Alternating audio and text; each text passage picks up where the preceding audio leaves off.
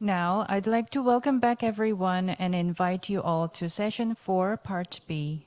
The chair of this session is Mr. Stephen MacFeely, Director of Data and Analytics at the WHO, who is serving in a number of international statistical bodies, including the International Statistical Literacy Program, the Committee of the Chief Statisticians of the UN System, known as CCSUN, and the Advisory Board of the Statistical-General of the International Association for Official Statistics, known as IAOS.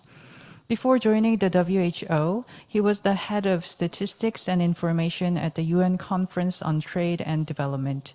Prior to joining the UN, he was the Deputy Director General at the Central Statistics Office in Ireland. With this, I'd like to invite Mr. MacFeely to take the stage for Session 4, Part B. Good afternoon, good morning to everybody. Greetings from Geneva. I hope everybody's well, and thank you for joining this session. So this is a very important session. Over the last number of years, we've seen national statistical offices and national statistical systems around the world switch to new modes and new models of surveying. We've seen statistical offices having to move their staff to work from home and measure a number of aspects of the pandemic itself, from disease prevalence to impacts of well-being.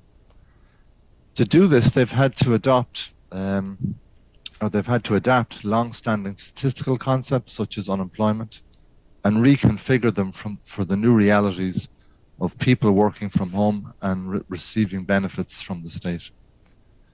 They've quickly had to establish new partnerships to work with new partners in order to harness new types of administrative or secondary data. So in summary, it's clear over the last 18 months, national statistical offices and national statistical systems have had to adapt. They've proven to be very resilient and very adaptive. So today, the idea of this session is to explore some of these adaptations, to understand some of the best cases of what national statistical offices did, and what lessons can we draw from those changes. In other words, perhaps in the pandemic gave us permission to do things that possibly we wouldn't have had the courage to do otherwise. So we'd like to explore these issues. To help us do that, we have an expert panel from around the world. We have colleagues joining us from the World Bank in Rome, from the CBS in the Netherlands, from Statistics Korea here in Korea, and also from Jordan and South Africa. So each speaker will have 12 minutes to present some interesting case studies from their country, and then we'll have time for questions and discussion at the end. So to begin with, I would like to introduce you to Mr. Alberto Zeza from the World Bank, who's based in Rome, and he will talk us through some of the adaptations that they've made, examining the national adaptations in their World Bank UNSD survey on national statistical systems response to COVID-19. Alberto, the floor is yours. Thank you very much, Stephen, for the introduction. And let me just share my screen.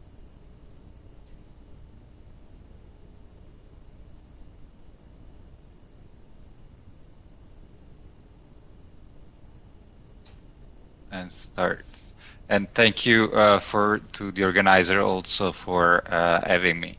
So good afternoon, good morning, everyone. As Stephen said, my name is Alberto Zeza. I'm a program manager with the Development Data Group at the World Bank, based in Rome at the Center for Development Data. Today I will be presenting on some results on a global survey of national statistical offices that we did in partnership at the World Bank in partnership with the UN Statistical Division. Francesca Perucci in the session earlier today presented some other results, so there will be some overlap with this presentation, but we thought since probably the attendance is different, it would be also useful to give this global picture, but also encourage you to look at her presentation because In fact, I mean, there are several differences, and we decided to cover different parts of the result.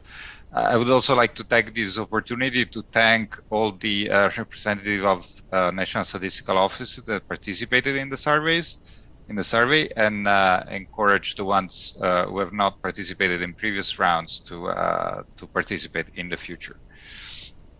So the objective of the survey was to provide information to the global statistical community on the impact of COVID on statistical operations in countries. And it was convened by UNSD, by the Development Data Group of the World Bank, but also in coordination with the UN regional commissions. We have fielded so far 4 rounds of the survey. The first one was in May 2020, and the last one in June 2021. And we had about 120 respondents per round, which is between 60-70% of the participation. I provide in the slide the links on both the World Bank and UNSD websites, where you can find all the reports from the survey. So today I want to focus particularly on what we can learn from the survey going forward in terms of what can we expect, how will this, let's say, the post-COVID world look like, and also a little bit at the dynamics, not only of how countries have been impacted, but which are the ones who have been able to recover more quickly, what constraints are more severe, and so what is also a little bit the heterogeneity of impacts by region, by income level. And so what also this maybe start a reflection on what this survey can provide going forward, because we also plan to continue this survey probably in different forms in the future.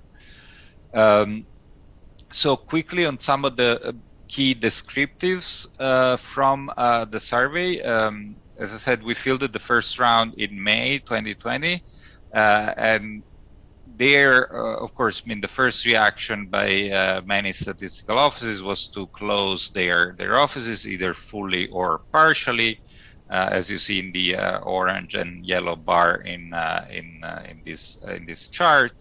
And then there was some reopening over the summer in the Northern Hemisphere of 2020.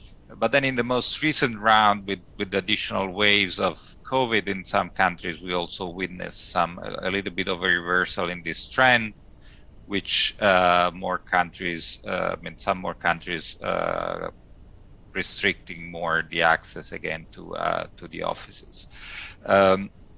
Remote work, as we all know, has been a solution. So a lot of countries quickly moved into different forms of remote work, and as we see in this graph, I mean, this has been a persistent trend, and still, let's say, only a third of the countries in the last round do not still ask staff to work from home.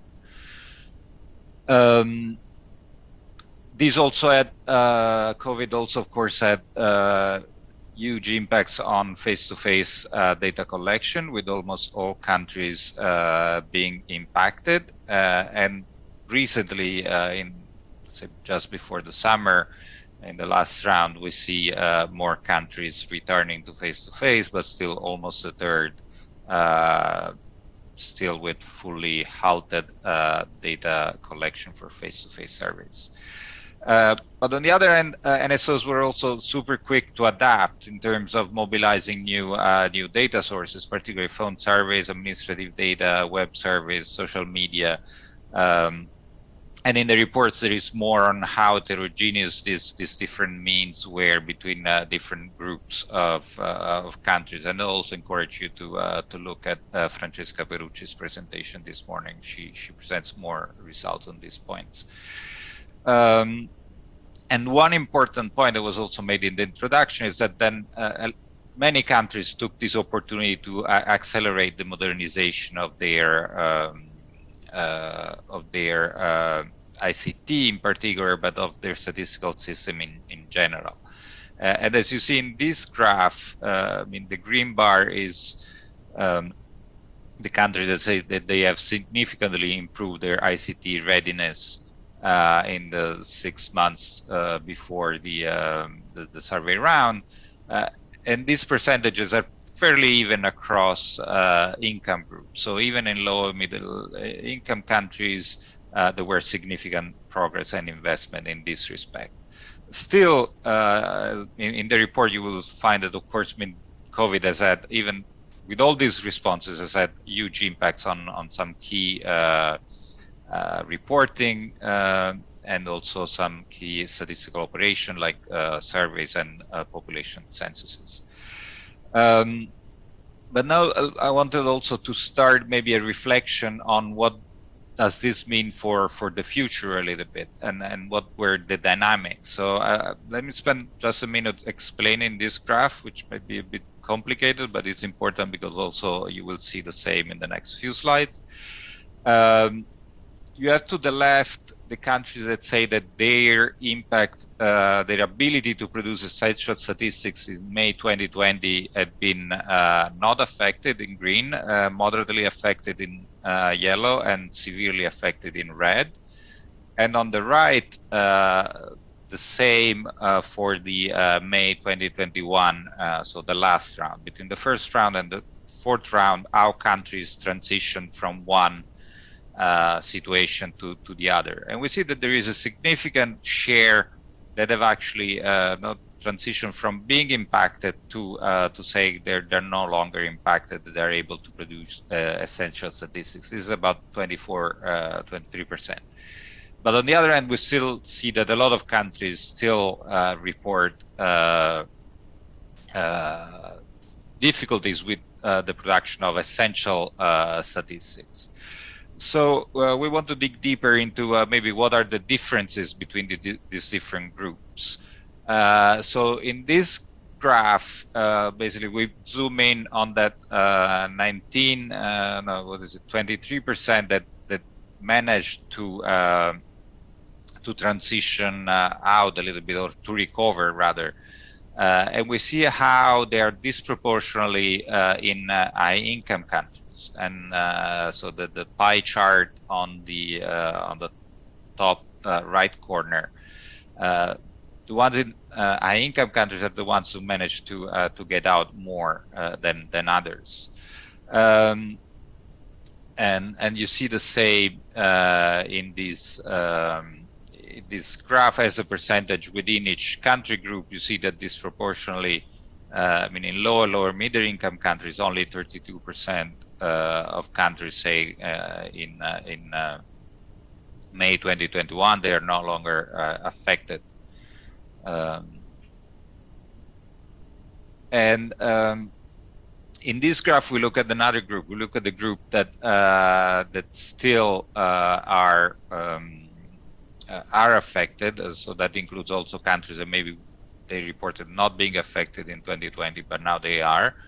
And here, on the other end, we see that there is a concentration in low and middle income countries and in some regions. That's the bottom right part of the chart, where you see in Africa, particularly, we have a high number of countries that are still feeling the impacts of COVID for the production of essential statistics. And finally, the ones who, the group that said that they had not been, their ability to report essential statistics had not been affected in May 2020, and they're still saying the same holds in 2021.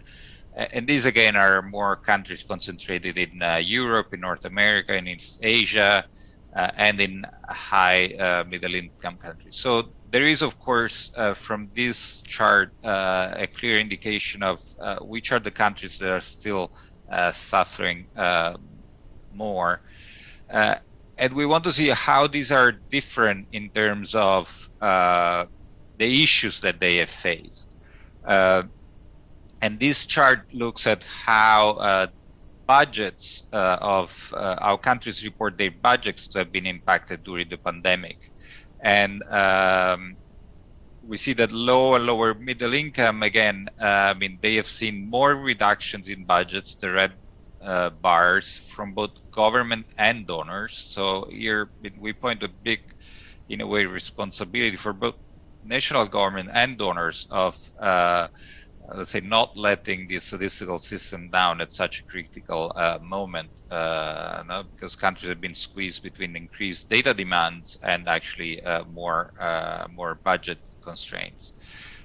So 2 minutes, Alberto. yes, I'm wrapping up.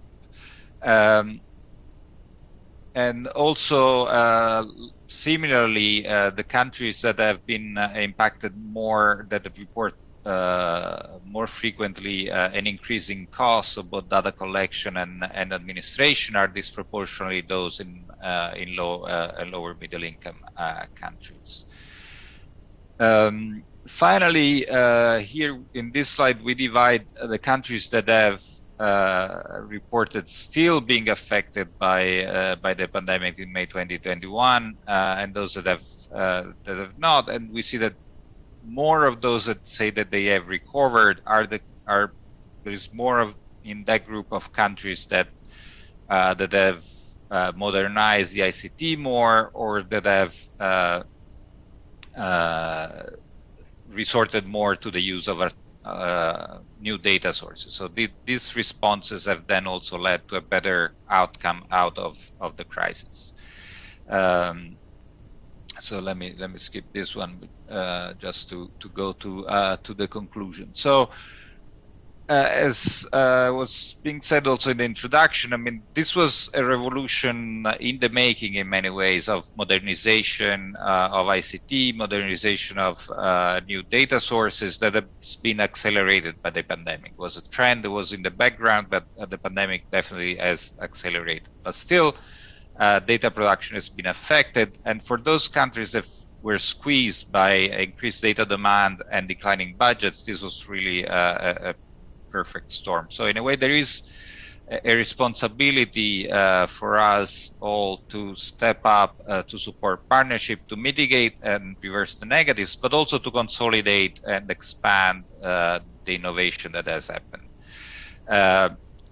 And so finally, as far as the survey is concerned, we also think this can be a useful instrument going forward to understand and follow further how the situation will evolve. Thank you.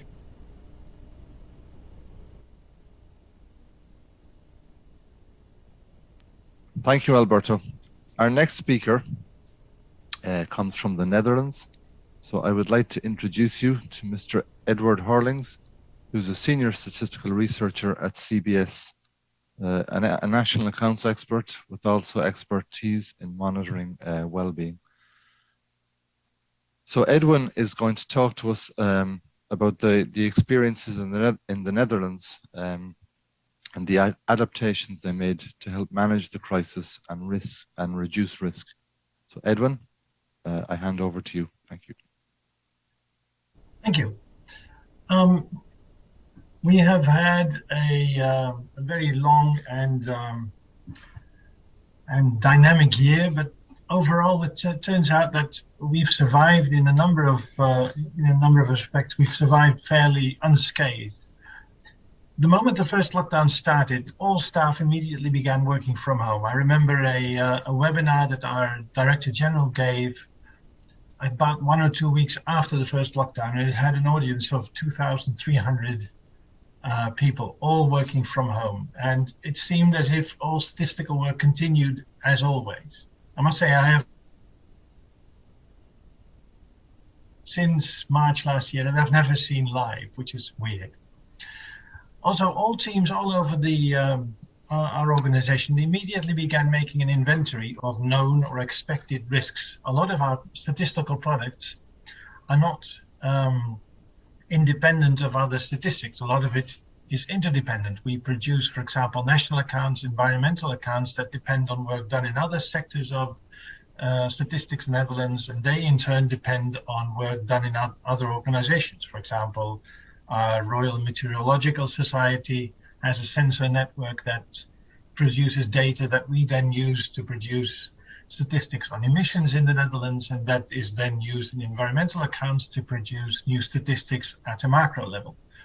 And the aim then was to identify key dependencies and find out in what way they would be impacted by the COVID pandemic. Of course, the most serious risks, as in other countries, was that on survey response. We use a mix of online, telephone, and face-to-face interviews, like in other countries, of course. And it was very clear from the start that face-to-face interviews would be ended. All our surveyors were told to work from home, which in effect meant that they couldn't work at all, were given other tasks. It's a small percentage of total response in the Netherlands, but it's a very specific group. These are the people who are reticent to being surveyed. They have to be asked face-to-face whether they want to participate. If not, then we need to find someone with the same characteristics. Nowadays, I think 90 to 95% of all surveys is online. The costs are about 1/100th of a face-to-face interview. If someone doesn't respond online, then they are phoned, which costs about 1/10 of a face-to-face interview. And if need be, then they're approached face-to-face. But it was very clear that both the total response and the composition of survey populations was going to be affected. Now, looking back, I think there were three key advantages why Statistics Netherlands was in a relatively strong position to deal with the impacts of COVID-19. The first is that we have a dedicated methodological division that is independent of other divisions with a more thematic specialization. So in each division in Statistics Netherlands, in each team, we have methodological experts who know everything about statistics specific to the subject that they're studying. So we have econometricians and other statisticians within the national accounts who produce the national accounts and know everything about balancing our input-output tables and what have you. But we have a separate methodological division who deal with the more complicated tasks. There we have people who are also professors in universities, know everything about statistics in general. And immediately a whole team was set to develop new methods to account for changes in survey populations, changes in response, to safeguard the quality of the response, think about new ways of weighting survey outcomes, and also think what would have to be done in the worst case scenario where entire surveys would fail. What also helps is that some surveys are done biannually, and last year was a year without a survey in those particular respects. The second strong advantage is that we rely very heavily on administrative data. We have about 200 databases of government agencies covering all households and firms, including, for example, what we call the social statistical database, which combines data from about 30 different registers to create what you might call a virtual census. One of the reasons why we have this is that we no longer have an actual census. We had one in 1971, but it failed. Back then there were strong memories of what happened during the war when Dutch administration was so good that it actually helped the Germans find all Jewish households in the Netherlands. It's very hard to make yourself invisible administratively. At the same time, computers were coming up and people were afraid what might happen if their data would end up in government databases. There were a lot of privacy concerns. And this was actually when the first privacy laws emerged in the Netherlands. So the advantage now is that we have a lot of data available about people already, with which we can cover the information that falls away once something like a COVID lockdown happens. And the third is that our digital infrastructure is very strong. 98% of people in the Netherlands have broadband internet and also use it on a daily basis. Most of the people who work at CBS have a good network at home with Wi-Fi. They were able to switch immediately to working from home. And also, as soon as it became apparent that we would be working from home for a longer time, people were supported by giving them good office equipment for home, larger screens, good chairs, trivial things maybe, but if you work from home for a long time, you can also get ill. one of the good things is that we immediately started identifying key indicators that would be necessary for our main audience, the general audience, but also policymakers and politicians. We invested in getting information on excess mortality, on unemployment, on economic growth, on other areas that were expected to be impacted heavily during the lockdown, and putting that up on a dashboard on our main website so that people could track weekly or monthly what was happening to our economy and our society. There were excess mortality updates weekly that also got into the news, that were key in the whole debate about the impact of COVID-19 and also its seriousness.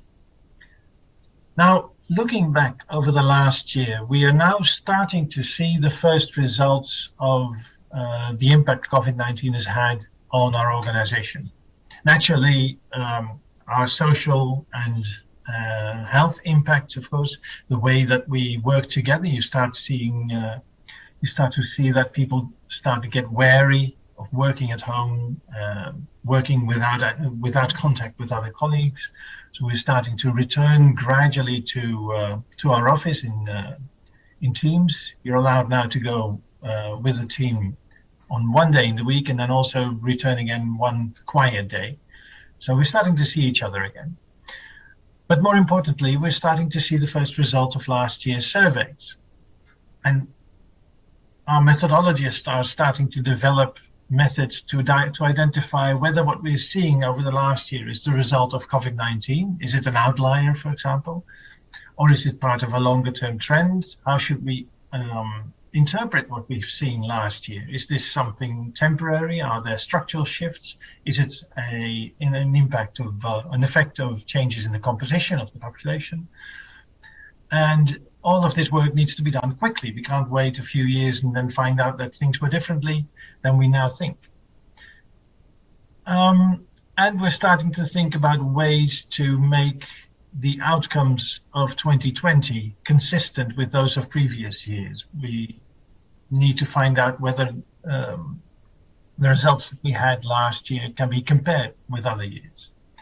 This is where we stand at the moment. It's a bit too early to say how our organization has been affected structurally. This needs to be seen. But my feeling is that Statistics Netherlands is in a fairly strong position. We're part of one of the high-income countries with a long history with lots of investments over the last few years. So I hope that other countries can benefit from our experiences. Thank you. Thank you, Edwin. Bang on time. So congratulations. Very interesting. So with that, we move to our next speaker, Ms. Jisook Yoon, who's the Director of Big Data and Statistics at Statistics Korea. I'm looking forward to this talk because Ms. Yoon has also a lot of private sector experience, having worked in Citibank and IBM. So you can see why she's the Director of Big Data. She's going to talk about how they managed to also manage the risk and look at risk reduction measures in Statistics Korea. Ms. Yoon, the floor is yours.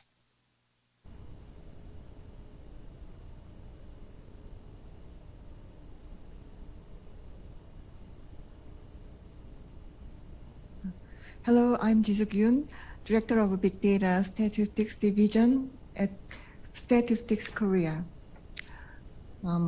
In this presentation, I'd like to highlight the following: the impact of COVID-19 on COSTAT and our strategy to prepare for post-COVID era. And then I will introduce the work of Big Data Statistics Division in line with COSTAT strategy.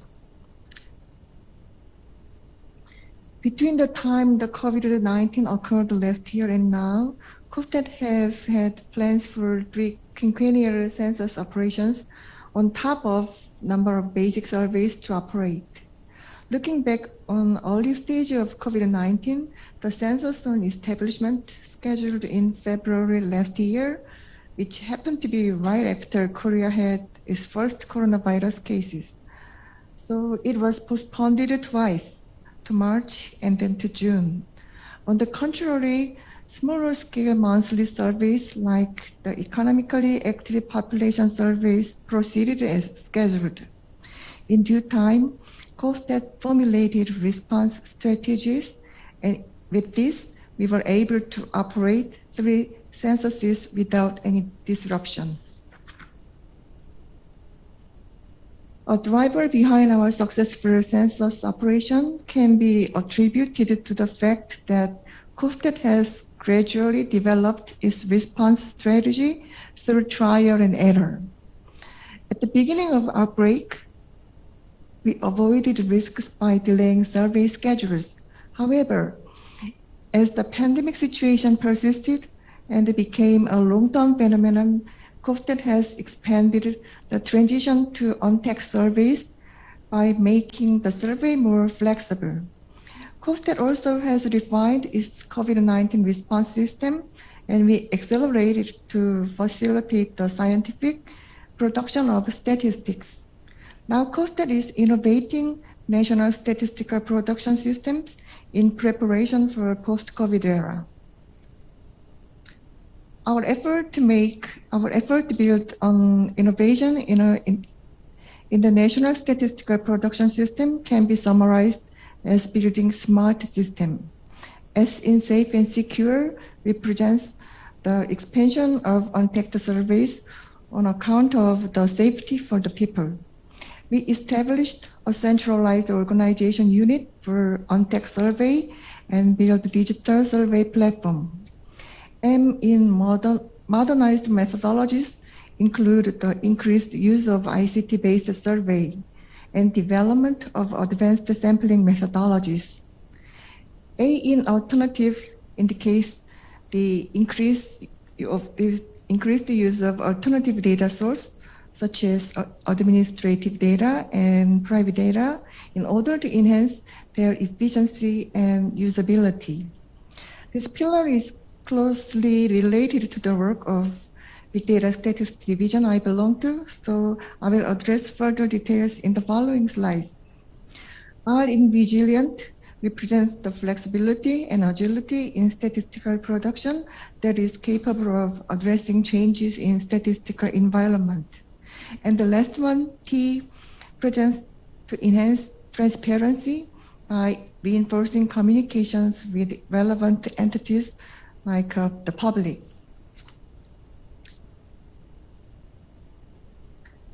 Big Data Statistics Division is still pretty new organization, which is established in 2015. As of 2021, we have established 5 strategies with a vision of growth, and we defined 8 action plans to be carried out over the next 3 years. In the following slides, I would like to introduce the current Quick Win project under the new Big Data Statistics Development Strategy. As you might expect, our Quick Win project is related to the COVID-19. I quoted some articles on measuring the impact of COVID-19 crisis. Unfortunately, these were in Korean, so I translated some key contents into English. And the summary is that there are no timely and reliable statistics that can be applied to the policy immediately in the midst of disaster. And National Statistical Office should play that role in the near future. Looking at the data available to the policy at the COVID-19 situation, 87% of official statistics are produced in more than a year's cycle, nearly half of which are based on survey, and thus fall short of expectations in terms of timeliness and detail. Even for the data other than official statistics, it is not satisfactory in terms of integration, reliability, and sustainability. So we launched Quick Win project, in which we established a Nowcast portal using private data to quickly depict and provide detailed information on the economic and social impact caused by corona-like disaster. I'm sure you have heard of it a lot. Nowcast is a combination of now and forecast, which means describing or predicting the present so quickly as to be called real time. This slide demonstrates the output image of the Nowcast portal that is currently under development. Basically, we benchmarked the economic tracker that is operated by US Opportunity Insight and customized it considering the strategic importance and the data availability of Korea. 10 indicators from 4 parts of consumers, businesses, especially small business, jobs, and COVID-19 will be available on the Nowcast portal. These indicators will be provided with comparative variables for detailed analysis. For example, income levels for consumers and detailed industry classifications for businesses. We expect users to easily understand socioeconomic phenomena through this visible and intuitive system. We are using data from 8 private companies and 3 public institutions to generate indicators. These are generally the top market share companies in this field. It has been 3 months since we launched this Nowcast portal project in June this year. This slide shows the workflow that we have experienced in this job project so far. Because it is based on private data, there is a significant difference from the traditional work. For example, the ability to find out which private companies have the data we wanted and negotiate with appropriate decision makers, and the expertise to define data requirements without directly processing their data, and etc. Currently, we are assessing the acquired data for their representativeness, coverage, and stability, and undertaking benchmark analysis by comparing them with official statistics. We expect to complete this project for its public service by the end of this year. This concludes my presentation, and thank you for your time. Thank you, Ms. Yoon. Very, very interesting. Much to discuss. So our next speaker will actually be presented by video is Mr. Shaher Khalaf al-SHAWABKAH from the Department of Statistics in Jordan. So, Mr. Sharif, I invite you to play your video, and then he will be here in person for the discussion. Hello, everybody. First of all, I would like to thank UNSD and Korean Statistics for organizing this event and giving me an opportunity to present the impact of disaster on statistical operations and how have the national systems responded to them. Jordan has faced 2 crises during the past years. First, Syrian refugees. As a result of the circumstances surrounding the kingdom, Jordan has faced a wave of international migration since 2011 from the Syrian side, which led to the large population increase resulting from it and created pressure on the available resources such as natural resources, water, agricultural land, and the environment, and on the various type of community services provided, education, health, and housing. As a quick response by the Department of Statistics, it has provided a database from population census and other surveys related to the Syrian refugees residing on Jordanian lands, such as education, health, etc., which help to educate the decision makers on the extent of the refugee problem and enable them to take the appropriate decision. A set of questions related to the Syrian were added to some important household surveys, such as household income and expenditure survey, As a direct response by the Department of Statistics to the problem of Syrian refugees, a sample of the household income and expenditure survey 2021-2022 is designed to include the Syrian refugees. This study is a unique source for calculating average income and expenditure, including spending on food commodities, and thus calculating poverty and food security indicators in the kingdom, making the necessary comparisons and studying the impact of refugees on it. Labor force survey. A set of questions related to Syrian were added to this survey to obtain demographic, social, and economic indicators related to Syrian residing in the kingdom and present them to policymakers to benefit from them in improving the services provided to the Syrian. Survey of impact Syrian refugees on the Jordanian labor market. This survey aims to know the impact of Syrian refugees on the Jordanian labor market and to collect data on the living conditions and the services provided to them.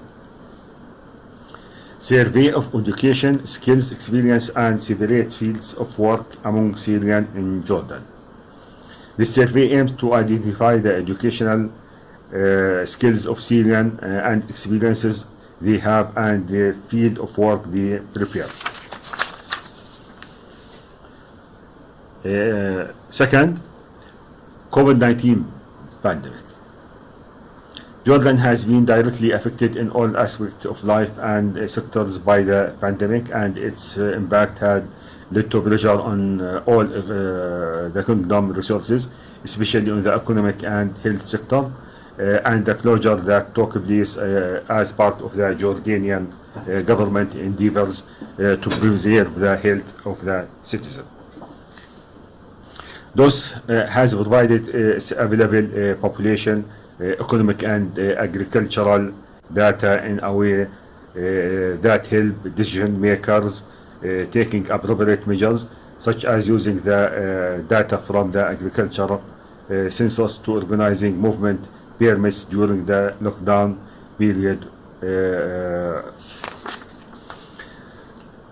As a response and adaptation to the conditions of closure and health precaution, the technical directorates modified their procedure for implementing surveys to reduce field visit by integrating the number of rounds and visits for respondents, especially those that included several visits during the year, and modifying methodologies and electronic program prepared for data collection in line with the epidemiological conditions.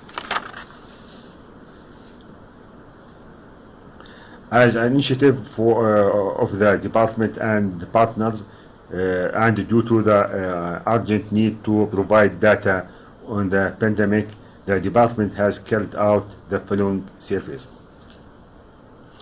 COVID-19 impact on Jordanian household. As a result of the pandemic conditions, the survey was carried out by phone ensemble of about 12,000 Jordanian households distributed over all governorates. The data collection process started on October 2020 and completed during the first half of November 2020. Job Transformation Survey 2020. The department conducted this survey by phone on October 2020 in cooperation with the Ministry of Labor and the Royal Court.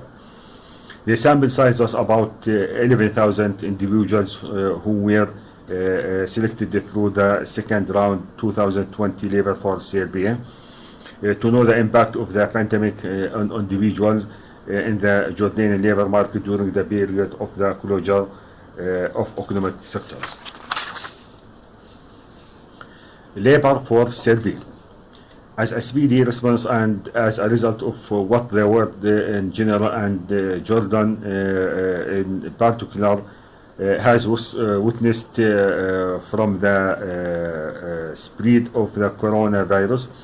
It was necessary for just to make some changes to the questionnaire of second round of labor force survey 2020 by adding questions related to the pandemic and deleting some other questions, reduce the burden of interviews on households.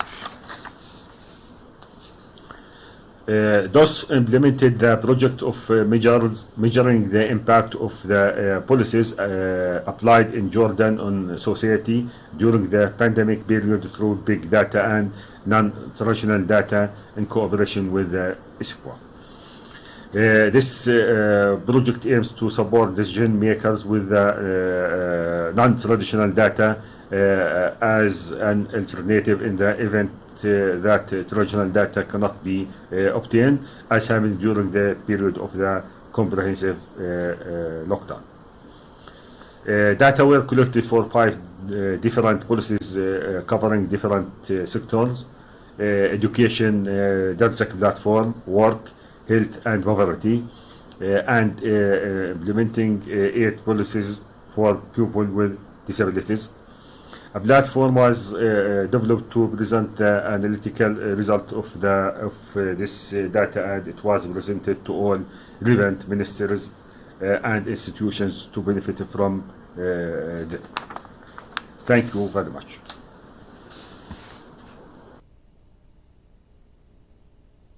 Thank you very much, Mr. Shaher.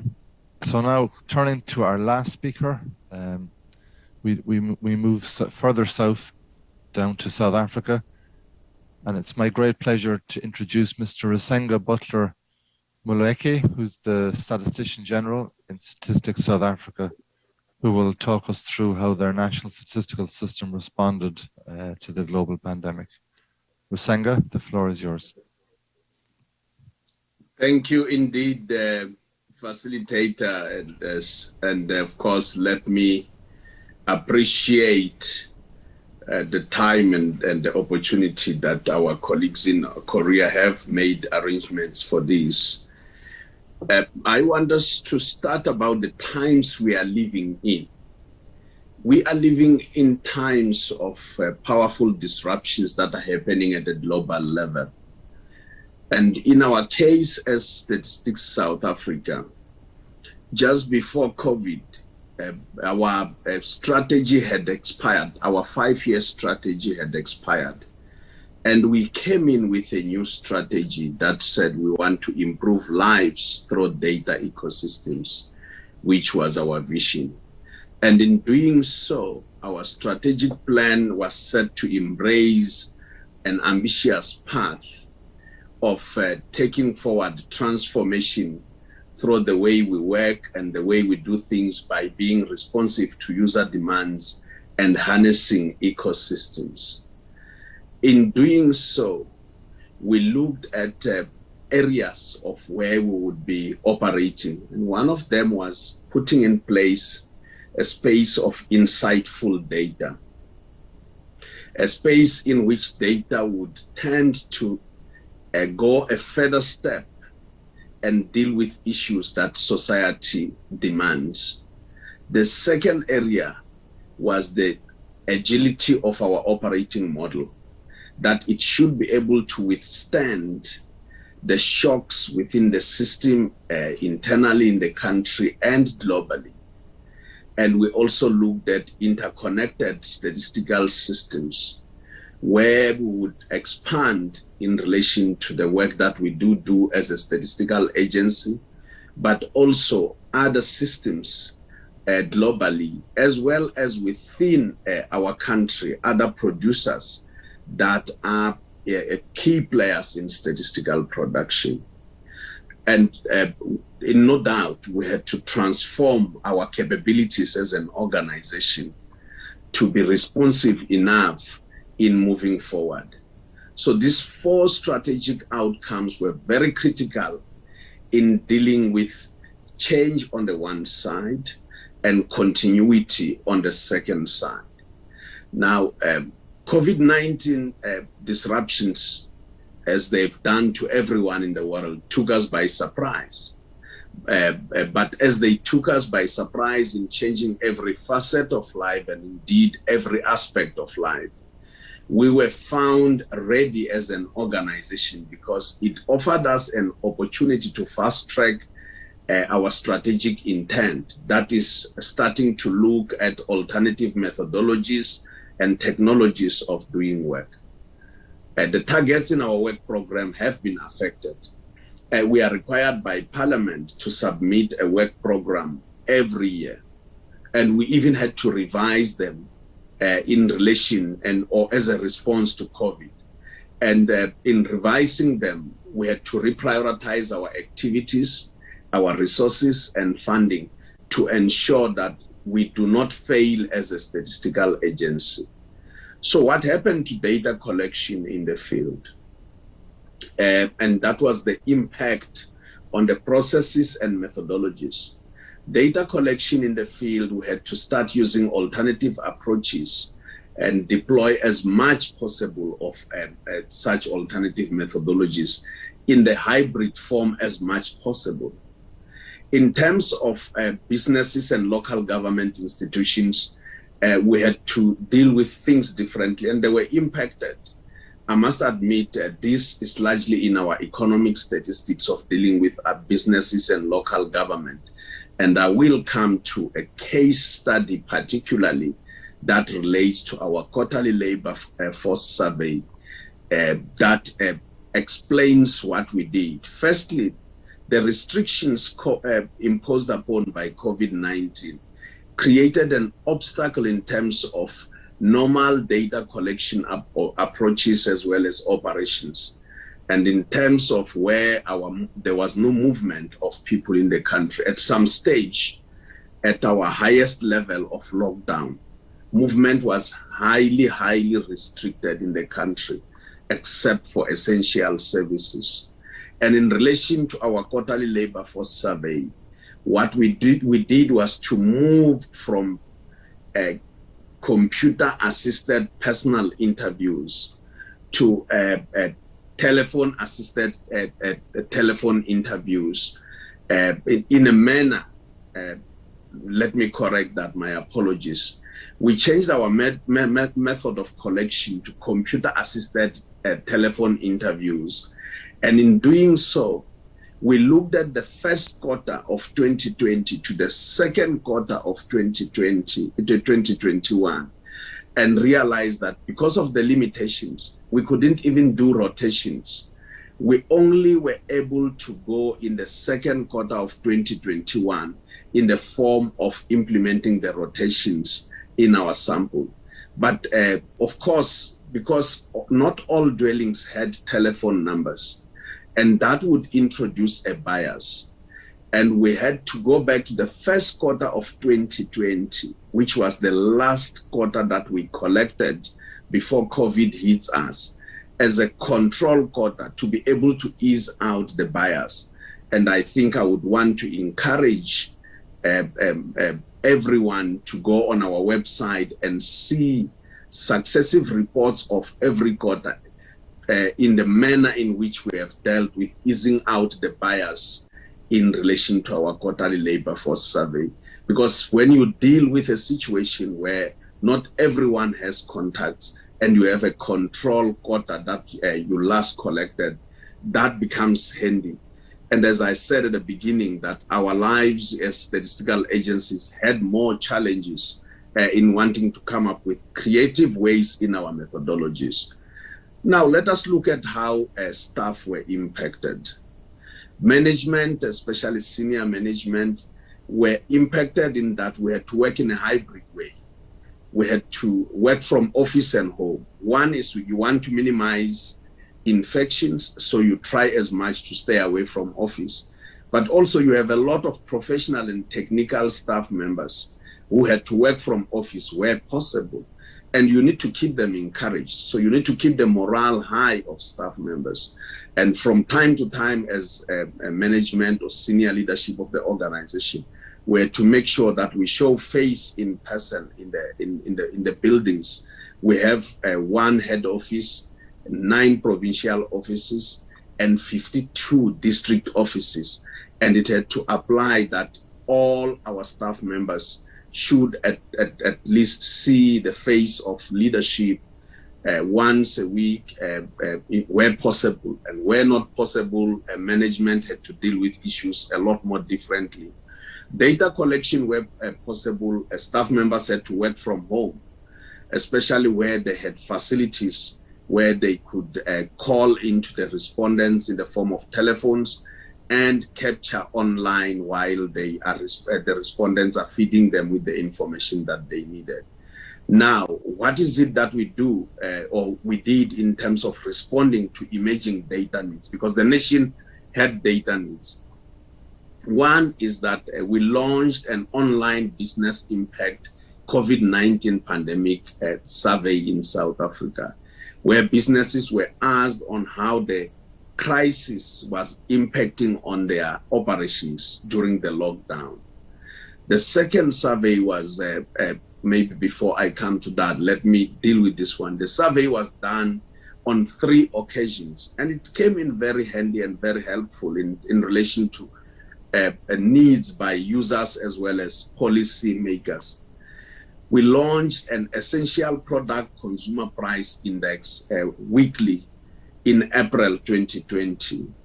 The third one was an online survey on the impact of COVID-19 in the society, which came in 3 waves. The first wave was health and behavioral issues and perceptions that relate to that.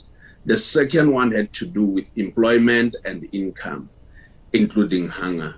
The third one had to do with education and time spent. All these online surveys were very critical. And I want to specifically pick up on the one on health, behavior, and perceptions, where we were able to pick up that members of the public could not venture to go out there and collect instead. Those who are on chronic medication could not step out to go and collect their medications in time for 2 reasons. One is that they were afraid of infections. Secondly, they were afraid that they would contravene the lockdown rules. And in this regard, when we brought this to policymakers, they were able to improve in the way services have to reach out, especially to the young and the elderly, who essential services for them, especially in relation to medication, was being impacted. About 8% of our population, of the respondents, had indicated that they were being impacted in relation to this. So it was quite interesting how speedily policymakers could turn around and implement some or use some of the products that we're making available during the hardest levels of lockdown. The next slide seems to want to say I end here, facilitator and program director for the session. And the slide that comes after this one is blank. I thank you. Thank you. Well, it's hard to argue with your slides. If they say it's over, it's over. So I'd like to thank all the speakers for their presentations. And now we can move to the discussion session. So if anybody would like to post questions, please feel free. But what I'd like to do is ask, to begin by asking some general questions. What we've seen, there's kind of a consistency of message that basically we've relied more on methodological adaptations and reliance on ICT to weather the storm. But I have a couple of kind of general questions which I can put to all of you. So the first one is, can we take anything useful from the last 18 months? So in other words, can NSOs or national statistical systems, that they've made a number of changes to survive the last 18 months. Are some of those changes going to remain post-pandemic? Like assuming COVID ends at some point, have permanent changes arisen from this period? or will NSOs go back to the traditional methods post-pandemic? So I'll start with Alberto, who's kind of got a general view across the globe. So I'm just wondering what his thoughts are, and then I'll move on through the other speakers. Yes, thank you. No, that's a great question, and to answer that, maybe I'll put on my other hat, which is that of a member of the Living Standard Measurement Study team. So, I mean, my main job is to work with countries on living condition surveys in countries, and we also had to transition to assisting countries actually doing phone surveys instead of face-to-face. And what we're trying to think now is how, as we go back to the field, we can actually integrate the face-to-face methods with the phone survey methods. There are a lot of areas or domains of data collection where having more frequent data would help. I'm thinking about seasonal data on agricultural labor input data, which is very difficult to collect with a longer recall period. And so areas where combining the phone mode with the face-to-face mode could both alleviate the burden on the face-to-face interviews, but also provide richer data in general to the analysts. So that's an area where we want to explore and make sure that we don't go back to business as usual, but use the lessons learned over the last 12, 18 months in phone survey interviews, which in many of the lower income countries in which we work had not been done at scale before. And so use those lessons going forward, making sure that we take stock of those and that we transition to a new, let's say, mixed mode system, which can be more efficient and more rich in terms of information. Thanks, Alberto. Edwin, can I ask you the same question? Because it seems that the transition for CBS wasn't very traumatic. It seems like you were in quite a good position. So are there kind of permanent changes that will come out of this experience, do you think? I think so, yes. Well, the first and most obvious one is that we will not be returning to the way we worked at CBS before the pandemic. We're moving towards a system of what we call hybrid working, part of which involves working from home on days that you would like to work at home, and let's say 2, maximum 3 days a week at work. Our entire office has been redesigned, or is in the process of being redesigned. We have meeting rooms with screens that allow you to immediately contact a whole team of people through Zoom, large screens, good infrastructure. We don't know what it's like to work in that environment yet because we haven't actually been there, but the whole idea is that it doesn't matter where you are, you're going to be working from wherever you may be. We don't expect to have many conferences in the old ways, actually, moving to other countries, flying to other areas, other than by train, perhaps. What we're also doing on a different note is that we're now more actively tracking the way our society develops. We have what is called the Monitor of Wellbeing and Sustainable Development Goals, which we've been developing since 2018, and it uses about 350 indicators, of which 70 are key indicators, to track the development of Dutch society, economy, and biosphere. So we're looking at well-being here and now, well-being later, which relates to what we leave for the future generation, and well-being elsewhere, which relates to the way we impact other countries in the world.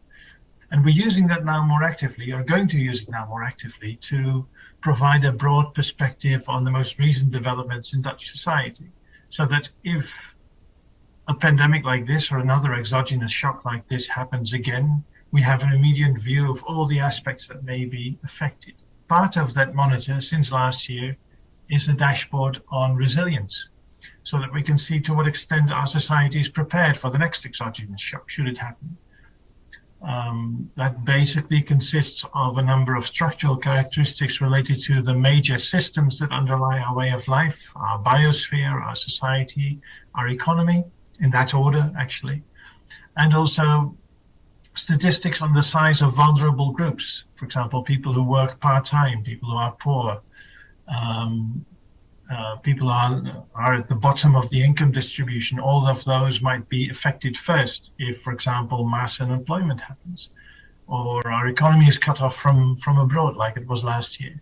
So this, in a nutshell, are the two main changes that I can see coming. Okay, thanks, Edwin. Ms. Yoon, if I can turn to you and ask you a variant of the same question. You mentioned that COSTAT began nowcasting. I'm wondering what you think, because my impression is a lot of national statistical offices have been reluctant to nowcast, so that they want to publish collected or measured statistics, and they're nervous about modeled estimates. Do you think, either in Korea or more generally, national statistical offices will be less reluctant to begin publishing modeled estimates for key indicators in the future? 네, 일단 질문에 답변을 드리자면은 Thank you very much. If I answer your question, 전체를 정확하게 설명하지 못하는 통계에 대한 with 거부감은 private sector data, we also have reluctance in fully using civil data, private sector data. But for us to have detailed and more prompt data, 제도를 저희가 we have introduced an experimental statistics system. So a different analysis is possible compared with official statistics. And as our two previous speakers mentioned, I'd like to answer your question just as our two previous speakers. Response rate is low during COVID-19. This is a serious issue. And this was serious even before COVID-19, and even before COVID-19 subsides. I think it's difficult to fully overcome issues with in-person surveys. As I mentioned in my presentation, the use of alternative data is a challenge that we must tackle. For example, data from the National Tax Service or financial data, which is sensitive. We need to ensure that we protect personal data and also ensure that data is fully linked. And also it is necessary that we could apply AI, artificial intelligence, to those areas that are not fully identified. So these would be our future challenges. Thank you. Thank you. Mr. SHAWABKAH, turning to you, your presentation was fascinating because you're dealing with two crises simultaneously. So I was wondering, as you modernized your system, did you have to develop all the time two different strategies for the two different populations? Or were you able to, like, for example, if you were using a secondary data source, could you use it for both populations, the Jordanian population and the Syrian refugee population? Or all the time do you have to develop two different strategies?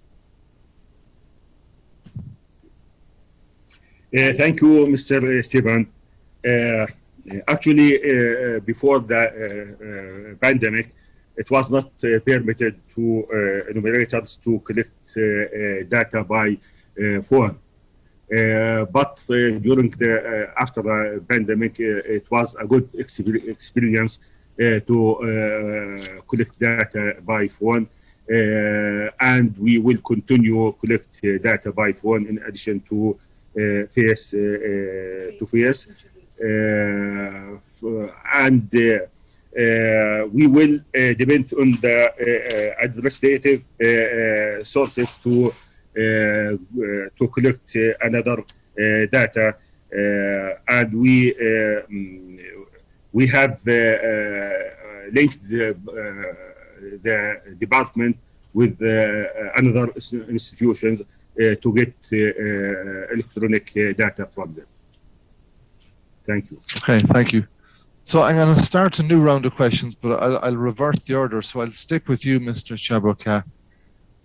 My next question is, given the demand for urgent or timely data during a crisis, do you think that traditionally one of the problems has been access to private data, to secondary data? has the public's attitude towards privacy changed during the pandemic? So in other words, are the public less concerned about privacy now and more willing to allow the Statistical Office to access new types of data?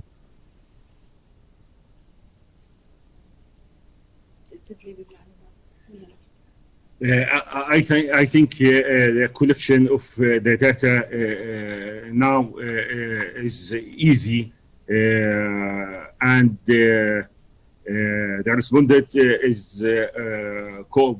are cooperate with us to collect the data by phone, and also we are now we are going to collect data from the Syrian refugees for the first time by face-to-face. Thanks. Risenga, can I ask you the same question? Do you think have attitudes in South Africa changed to privacy because of the demand for urgent data? Are people less concerned now about kind of the Statistics Office accessing administrative data or big data?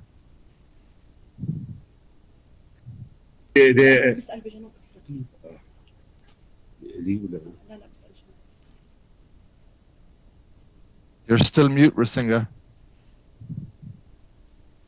Oh, my apologies. My apologies. The new normal requires us to unmute all the time.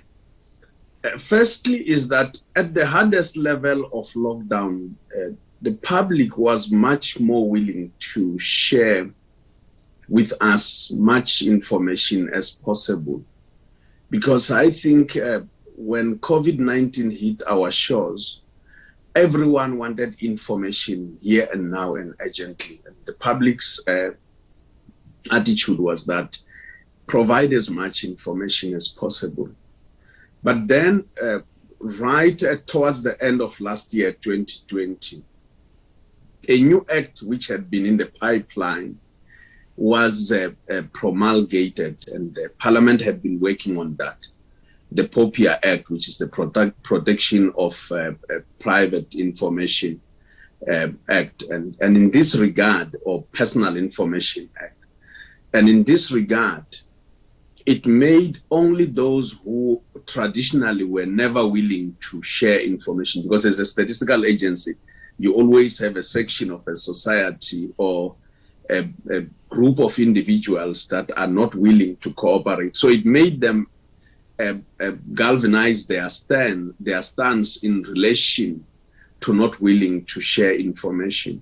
But our standing as a statistical agency for having protected personal information in the form of treating all information with confidentiality all along has worked well for us. But in the end, even with the new act coming into place, we find that attitudes in the public are much more that we should be able to share as much information with the National Statistical Agency for purposes of work.